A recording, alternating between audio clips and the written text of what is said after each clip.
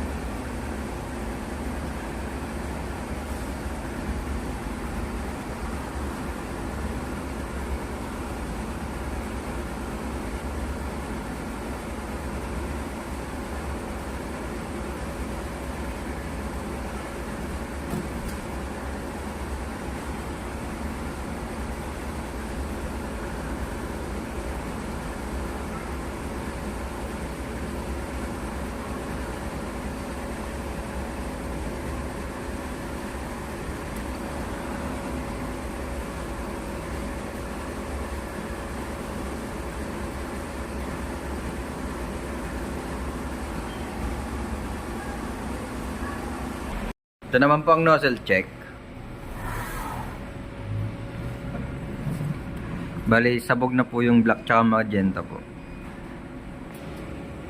Nandito naman po ang aming ink tank area. Ang last disposable ng waste tank ay Wednesday po.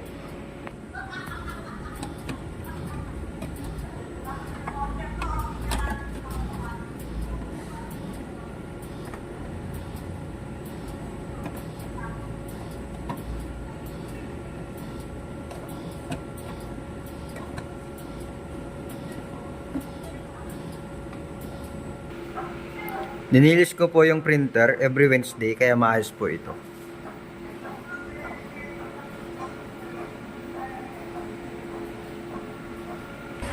Yung AVR ay good condition naman po.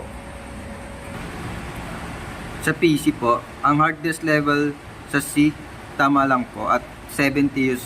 May updated antivirus USB blocker po para iwas virus. Nag-delete ako this week ng 3 GB po. Thank you po.